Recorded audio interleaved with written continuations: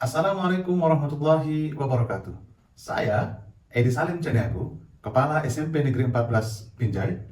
Pada video ini, saya akan menyampaikan praktik baik yang telah saya lakukan terkait dengan kepemimpinan pembelajaran. Sebagai dasar untuk melakukan praktik baik ini, saya menggunakan dua data, yaitu pertama, data rapor pendidikan, dan kedua, data peta kompetensi guru. Capaian rapor pendidikan di SMP Negeri 14 Binjai mengalami peningkatan pada 4 komponen dan mengalami penurunan pada 2 komponen. Komponen yang mengalami peningkatan adalah literasi, numerasi, iklim kebinekaan, dan kualitas pembelajaran. Lalu, komponen yang mengalami penurunan adalah komponen karakter dan iklim keamanan sekolah. Terkait dengan kompetensi guru, hasil refleksi kompetensi guru di platform Merdeka Mengajar menunjukkan bahwa rata-rata kompetensi guru berada pada level 2. Data tersebut menjadi latar belakang saya untuk melakukan inovasi pada ranah kepemimpinan pembelajaran yang berpusat kepada peserta didik. Beberapa poin berikut ini adalah tantangan yang harus saya jawab sebagai pemimpin pembelajaran. Yang pertama, meningkatkan kualitas pembelajaran di SMP Negeri 14 Binjai. Yang kedua, menciptakan lingkungan belajar dan suasana kelas yang berciri khas mata pelajaran. Dan yang ketiga, meningkatkan hasil belajar peserta didik dengan pembelajaran digital secara tuntas dan mandiri. Aksi nyata yang saya lakukan untuk menjawab situasi dan tantangan tersebut adalah dengan menerapkan collaborative teaching melalui MOPEN atau Moving and Open Class berbantuan platform Padikapas. Beberapa aktivitas berikut ini adalah langkah-langkah yang saya lakukan. Yang pertama, melaksanakan MOPEN atau Moving and Open Class. Dalam pelaksanaannya, terlebih dahulu, kelas dibagi menjadi 10 kelas mata pelajaran. Untuk membuat MOPEN Class menarik, tim guru mata pelajaran mendesain kelas yang mendukung ekosistem pembelajaran. Semua kelas dirancang sesuai dengan ciri khas mata pelajaran masing-masing. Alur tujuan pembelajaran dipajang di dalam kelas sebagai informasi arah capaian pembelajaran. Selain itu, di dalam kelas juga dilengkapi dengan berbagai media dan sumber belajar. Pelaksanaan moving class dipadukan dengan open class. Artinya, dalam satu kelas terdapat lebih dari satu guru yang secara kolaboratif melakukan pembelajaran.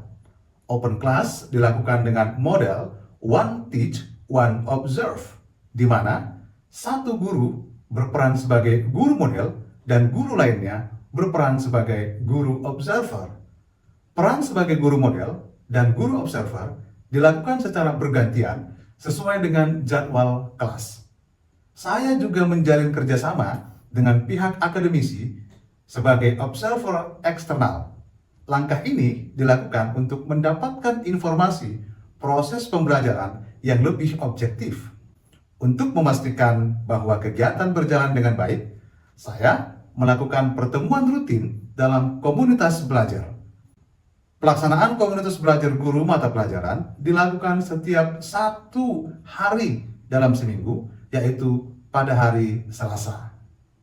Yang kedua adalah belajar tuntas mandiri melalui Padikapas. Padikapas adalah akronim dari pembelajaran berdiferensiasi dan karakter Pancasila untuk siswa. Sesuai dengan namanya, platform ini dirancang untuk memberikan kesempatan kepada peserta didik agar dapat belajar tuntas mandiri sesuai dengan tingkat kesiapan belajar dan gaya belajar mereka. Tuntas mandiri yang dimaksud adalah peserta didik dapat mempelajari materi ajar yang disajikan guru lewat video dan bahan bacaan di rumah dan menuntaskan pembelajaran di kelas mata pelajaran. Ada 3 fitur terkait pembelajaran yang tersedia di dalam platform Padikapas ini, yaitu pertama, fitur pembelajaran. Fitur pembelajaran dirancang untuk memenuhi kebutuhan belajar peserta didik berdasarkan konsep pembelajaran berdiferensiasi. Terdapat 2 menu dalam fitur ini, yaitu menu kesiapan belajar dan menu gaya belajar. Dalam menu kesiapan belajar terdapat lagi 3 diferensiasi menu, yaitu sudah menguasai sebagian, dan belum menguasai. Submenu ini ditujukan untuk mendukung pembelajaran diferensiasi konten. Hasil asesmen diagnostik kognitif di awal materi pembelajaran menjadi dasar guru untuk menyusun dan memasukkan materi ajar sesuai dengan tingkat kemampuan siswa. Dalam menu gaya belajar, terdapat 3 submenu, yaitu visual, audio, dan kinestetik. Submenu ini bertujuan untuk membantu proses pembelajaran berdiferensiasi proses. Guru mengunggah bahan ajar berbentuk video dan visual yang dapat dipelajari peserta didik sebelum mereka masuk ke dalam kelas mata pelajaran. Pada masing-masing submenu ini, peserta didik dapat melihat mata pelajaran yang disediakan dan mempelajari bahan ajar video maupun visual pada setiap mata pelajaran. Video yang diunggah guru adalah video buatan guru sendiri sesuai dengan materi yang akan dipelajari. Terdapat 90 video pembelajaran buatan guru yang tersedia di dalam fitur ini. Yang kedua adalah fitur assessment. Dalam fitur assessment, terdapat 2 menu, yaitu menu formatif dan menu sumatif. Pada masing-masing fitur, terdapat menu pilihan tes tulis, portofolio, dan unjuk kerja. Guru mengunggah tautan dari berbagai aplikasi seperti Wordwall, Quizzes, Canva, dan Google Form ke dalam fitur ini. Dan peserta didik dapat mengerjakan asesmen yang disajikan guru dalam fitur ini. Yang ketiga adalah fitur zona baca. Pada fitur zona baca, disajikan beberapa koleksi buku yang dikelompokkan ke dalam beberapa jenis buku, yaitu novel atau cerpen, komik, buku pengayaan, dan buku pelajaran lainnya. Terdapat sebanyak 350 buku dalam fitur ini. Langkah ketiga yang saya lakukan adalah melaksanakan kelas peminatan. Kelas peminatan ini dilakukan setiap hari Sabtu pagi. Alokasi waktu yang diberikan untuk pelaksanaan kelas peminatan sebanyak 2 jam pelajaran.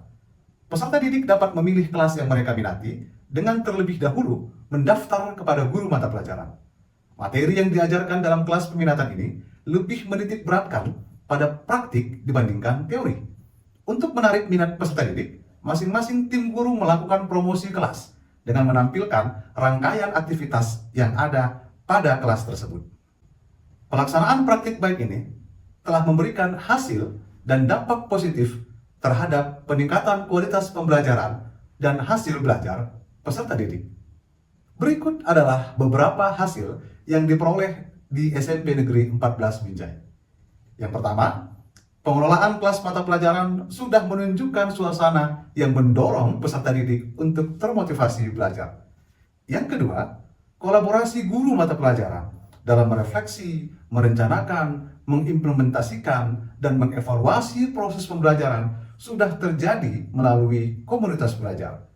Komunitas belajar juga mampu menaikkan level kompetensi guru dari level 2 menjadi level 3. Yang ketiga, dengan bantuan platform Padikapas, proses pembelajaran sudah terlaksana secara tuntas dan memberikan kesempatan bagi peserta didik untuk mandiri dalam belajar sesuai dengan kebutuhan belajar mereka. Mereka dapat mengakses pembelajaran kapan saja dan di mana saja. Yang keempat, hasil belajar peserta didik di setiap mata pelajaran menunjukkan peningkatan yang cukup signifikan, yaitu di atas 70%. Yang kelima, melalui kelas peminatan, peserta didik mampu menerapkan materi ajar dengan cara eksperimen. Kelas peminatan juga telah mengantarkan peserta didik untuk meraih prestasi pada beberapa kompetisi yang diantaranya juara 2 Ki Hajar STEM tingkat Provinsi Sumatera Utara, juara 1 musik tradisional tingkat Kota Binjai, juara 3 tari tradisional tingkat Kota Binjai, juara 1 Festival Band Pelajar Kota Binjai, juara 1 Olimpiade Sains Nasional bidang Matematika dan IPA tingkat Kota Binjai, finalis Olimpiade Penelitian Siswa Indonesia tingkat nasional, dan peringkat 9 kompetensi roket air nasional. Demikianlah paparan praktik baik yang telah saya lakukan. Semoga menjadi motivasi bagi saya untuk terus berusaha meningkatkan kualitas pembelajaran yang berdampak kepada peserta didik. Assalamualaikum warahmatullahi wabarakatuh.